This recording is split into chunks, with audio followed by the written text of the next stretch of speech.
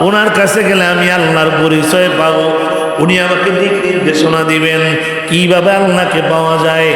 তার কাছে যাওয়া লাগবে, তারপরে আল্লাহকে পাওয়া যাবে। সুবহানাল্লাহ।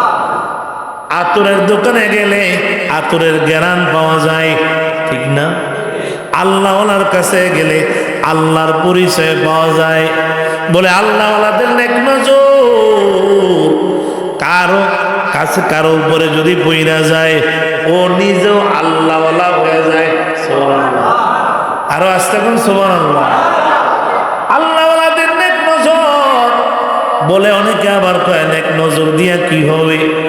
বলে বদ নজর যদি কোনো গাছের মধ্যে পড়ে, ওই গাছের ফল ঝরে যায়, যায়নি।